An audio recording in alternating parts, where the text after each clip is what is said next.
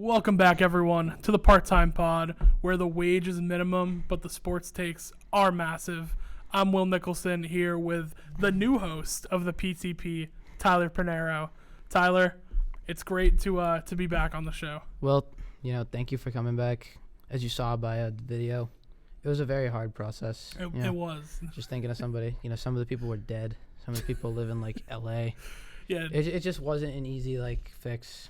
I would 100% get replaced for Dave Chappelle, though. I won't lie. He is a funny guy. He is a great dude. He would be. I don't know how he would do in a sports podcast, but just make sure nobody runs up and attacks him. Yeah, because that happened. that did happen. It does happen. We got a lot of fun sports stuff to talk about today. No, We've got a little NFL, a little NBA. We're gonna hit a lot of everything. But before we do that, it's been a long time since I heard the wages minimum line. I know, yeah. We came up with that how many months ago? It was in September. And now it's back after it's forever. Back. It's back. We are so back. Yeah, we're so back. We're also in Studio A today, which is a change. We did it for the live show. I think this is just going to be a permanent thing now. I would love that. I think that is a very good change. New little feature. You have 3 cameras now. I know. So you can see me over here, and you can see Will on this camera over here. How about that? So at random times, we're just going to be switching around. You'll be able to stepped up the to just see production our quality. Face. Yeah, Which is great. We showed John that we're a legit show over here, and we made it to the big boy stage. Yeah, that's what it was. We're gonna have guests this time around more often. It'll be Will slides into the middle, and then guest goes on the end, or guest goes in the middle. Something where we did the live show where we had John and we had Sean, and I think those were the only two. Yeah. And no, we had John's baby. Oh, true. Yeah. Yeah, he was a great guest. Yeah. John was very passionate about his Seminoles. Yeah. But if it were next year, they'd be in the playoffs now. Exactly. So maybe that's our first category. Sure. Yeah. We'll so talk we found out today. We're recording this on March 20th, by the way. So it's gonna be coming out on the 22nd. So yes, we are gonna miss the start of March Madness, but it's okay. Everyone saw what happened to Virginia. They suck. Yeah, that was terrible. Shout out Joe Weisgerber. Yeah. Colorado State played great, though. They did play really good. They just made more shots. Virginia plays better defense, I would say. Virginia didn't even score for yeah, exactly 52 screen minutes. Yeah, that was insane. It was pretty terrible. But yeah, college basketball, March Madness is in full spring. But on the other side of the NCAA, the new college football playoff format was official. We kind of knew what it was going to be. It's 12 teams, I believe, right? Yeah, so it's 12 teams are going to make the playoffs this year compared to the traditional 4 that we have had for what feels like forever. I mean, at least my lifetime, it's always been 4. It's ever since I've been born, it's always been 4. I've never really understood why it was 4 because I feel it gets more exciting the more teams you get.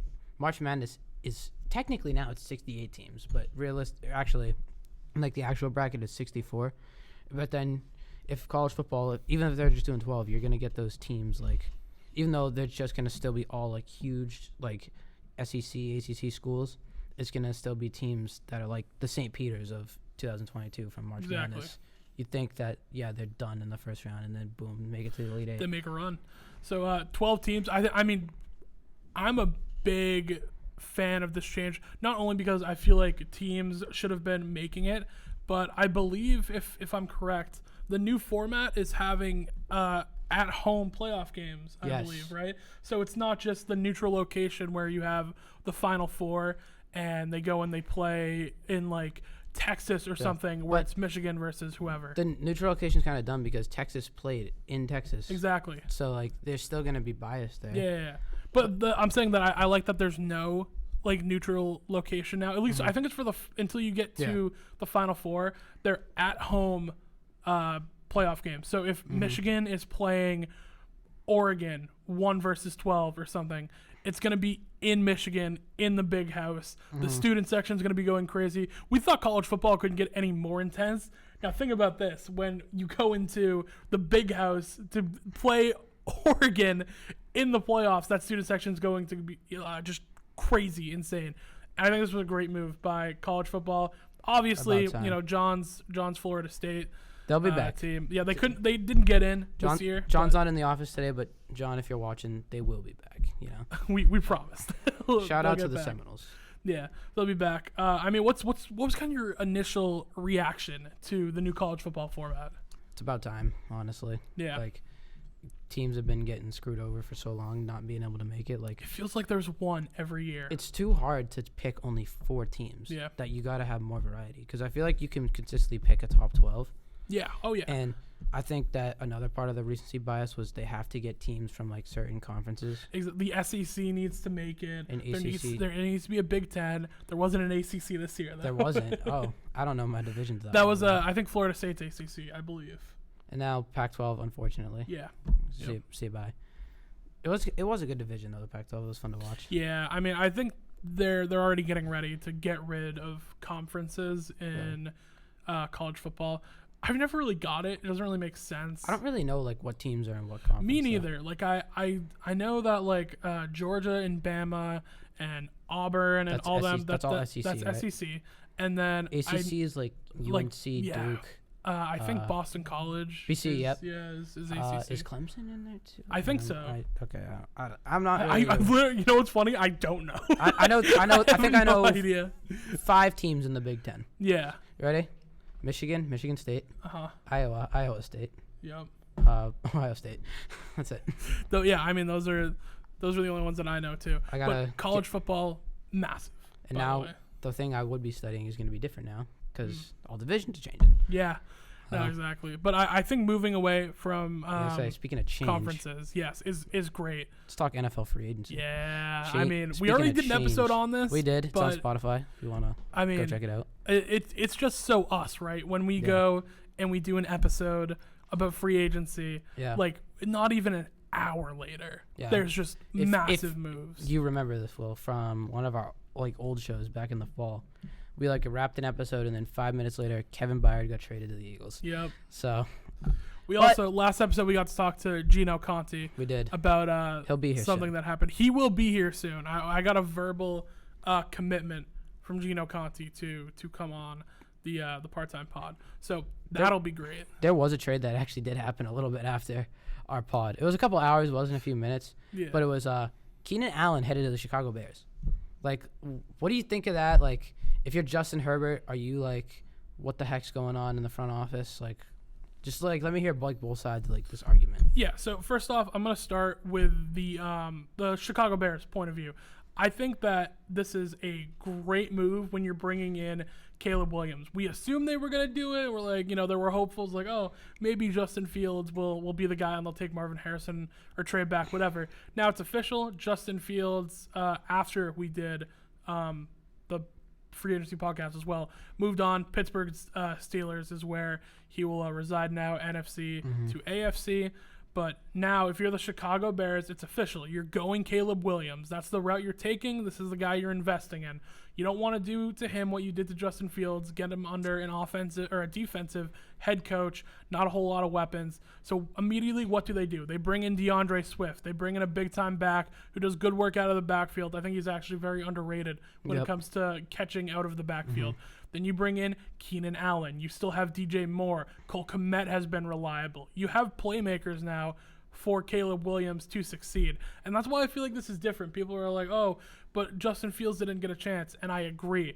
But now you have a player with more upside and a higher ceiling to come into Chicago and be able to take them to that next step. They have a good defense, and now they have offensive weapons. I like it for the Bears. For the Chargers, I mean, it's tough to say for the Chargers. I don't see the direction. You let Mike Williams go, you let Keenan Allen go, you let Austin Eckler go. Mike Williams actually also got signed. Yes, I think it was I know. yesterday? Yeah, he did. To the Jets, yeah. He got signed, and they, I mean, it's insane what's happening right now across the league with free agency. I keep on seeing it. It feels like it's a franchise mode right now, like when you do in Madden. Yeah, is honestly. where free agents are going. I gotta ask you because you are, big Pats guy, right? Oh yeah. I mean, how do you feel that they've done next to nothing this free agency? Like they went and got KJ Osborne, but you let so many of these other free agents walk that you could have signed. I will say I was a believer in Mac Jones. I wanted them to go wide receiver. Obviously, that's not going to happen now. I mean, we know that. Maybe Zappi's the guy. Who knows? The Zappi's not the guy. But Or Brissett. Or Jacoby Brissett. It could be. He could always be the guy. I will say I'm not very happy in what we did for receiver. I wanted us to go and just get someone who can be an outside threat. Number one, it seems like KJ is more of a slot guy. He's he's going to be good. I think he's going to be good on this team, but it seems like him and Demario Douglas will kind of play that sort of slot role. Speaking of the Pats, I do think Kendrick Bourne is going to have a bounce back year. I hope so. Because he was starting to tear it up before he towards ACL. No, I think he comes back. I think we still need one more guy. I hope we trade back up into the first round to take one of those guys, like Brian Thomas. There's a couple of guys. I think Troy Franklin from Oregon is a good one too. So I think there's good receivers out there. As far as who we haven't signed, I actually think our offseason is a little bit underrated. I feel like we did a lot of good re-signing for big pieces. The franchise tag going to Kyle Duggar, getting some beef from the offensive line. I would have liked to bring back Owenu, but he went to the Bengals, I believe. No. That was Owenu stayed. I'm thinking of Trent Brown. Trent Brown. Excuse me. Yeah. Trent Brown goes to the Bengals. I like the re-signing of Owenu. And I think that we overall did a pretty good job. I think you can let Jalen Mills go. We re-signed pretty much everyone big on that defense that we needed. It's a little underrated. Jalen Mills, big shout out. I saw a video yesterday. He's a supporter of the pod. If you didn't know. He is a supporter of Conti and Nick back in the day. Him and Anthony Jennings too. Which those are the goats. But I think this defense is still going to be really good. You know, people are like, oh, we wanted to make moves at offense, and I agree. We should have made a couple more moves. I would have liked a couple more moves. We still have the draft coming up. We still have another quarterback that we're probably going to take with number 3 or trade back. We have options, all right? We have options for what we're going to do. And honestly, the defense was very good last year. I mean, they held teams to 10 points and lost. Like, good offenses to 10 points and didn't win because their own offense was inept and couldn't put points up on the board. But I think re-signing the defense was one of the biggest parts of the offseason. I think the draft will see a lot of offense go for the Patriots. Now I got to ask, what do you think has been not necessarily the best move by any team, but like the most impactful move by a team so far? Ooh, that's a tough one. There's been a lot. I think, honestly, that Derrick Henry to the Ravens. I was just thinking the exact same thing. I think that's going to be massive just because that read option, man, is a whole nother level. Baltimore, they've kind of bought into their identity now. They like being a ground and pound team. It's what they do. They have a running quarterback. Now you have Derrick Henry, very good offensive line. They're going to be all good. They're probably going to take a receiver when it comes to the first round too, or the second round. I don't believe they have a first round. Maybe they do, actually. I'm not sure. I don't exactly remember. I think you have a draft board right here. I'll peek down here. So, okay, the Ravens have the 30th pick. That's what it was. So yeah, I agree with you saying Derrick Henry is going to be the most impactful move because I think he's going to open up the pass game even more than it already is. And now the Ravens obviously let Odell go, which I feel bad for Odell, but he doesn't really have any knees that can help support him running his routes. Yeah. So it's just unfortunate that he had to get hurt like that because he was very good as a young player, which I don't like all the hate Odell's been getting lately, saying that like his whole career is one catch. Like, keep in mind, for his first 3 or 4 years, he put up 1,000+ yards and 10 touchdowns. People who say that, I'll just say it, that's a casual take. It is a casual. It's casual to just be like, oh, Odell only had one catch. Well, he does have one of the best catches, if not the best catch in NFL history. Yeah. I mean, you got to look at what he did. He was an offensive rookie of the year. He's a Super Bowl champion. Again, the 1,000-yard seasons that he had. Odell has been a great wide receiver. Will he make it into the Hall of Fame? That's a different conversation. Probably not. Probably not. But as far as icon goes, I think the best comparison that I can probably do to Odell is he's kind of like Allen Iverson to me. You know what I mean? His biggest impact isn't on the stat sheet. I believe his biggest impact is kind of what he did for the game, where you have kids like, oh, one-handing stuff, Odell, like that. That's where his I see what you mean from a cultural standpoint, yeah, but I feel like Allen Iverson at basketball was much better than Odell probably. at football. Yeah. As far as culturally, I feel goes. like another one of these things you could really think about is man, I can't really think of it. Maybe Manny Ramirez on the Red Sox. Manny made the splash hit plays like Odell can do on the highlight reel. You know what I mean? Yeah. That might be a dumb take. But no. I had to think about that one on the fly. So, yeah, it's a tough spot to be in. No, I think Odell is if it was a dumb take, just let me know. No. I would. Is Schefter going crazy right now? We got some Schefter stuff going on. So the Broncos signed former Giants offensive tackle Matt Pert to a 1-year contract. Broncos buffing up that O-line. Will the Broncos go quarterback? Who knows? I think you have to. Like, nothing against the guy, but when Jared Stidham is your QB1, it's not a good sign. That's true. But I think they got to go rookie 2 to get that rookie deal, because you're paying Russell Wilson like $40 million this year. Yeah. Like, you got to go get a cheap QB. That's the biggest 100%. mistake. Do you think, what contract do you think's worth? The Russell Wilson one or the Deshaun Watson contract? Well, I mean, the Russell Wilson one now, like for the Steelers, or what the Broncos are paying him? Like the Broncos are paying him. Honestly, I think the Deshaun Watson one is worse, just because you gave him all this money knowing the baggage that was going to come with Deshaun Watson. So I think that one is worse, but neither of them are good at all. I mean, Watson, right when he got to Cleveland, just awful. I mean, he has been just so terrible, and I don't even know what they do with him now. Like, where do you go with Deshaun? You can't trade him. I don't even think he was playing that bad. I think it was just, the injury. The injury definitely. Injuries. Yeah, I think it seems like he has hit the best part of his career, and from here it feels like it's downhill. I think Deshaun is close to done. It feels like too much has happened outside of the game that has affected him to where he's not, rightfully so, I might add, but I think he's done. So in that regard, I'm going to say that this is like a Lamar Odom type case. Exactly. Right yeah. So I think that one is worse. Like Russ can still be a starter for the Steelers. Easy. Yeah, he probably will. I think he will. From what I hear, Tomlin wants him to be the starter. So because I feel like if any coach can fix Justin Fields, it's going to be Mike Tomlin. Oh, 100%. And I think Fields will actually succeed in Pittsburgh. I hope too, once Wilson's time is up, whether that be in a few years, halfway through next season.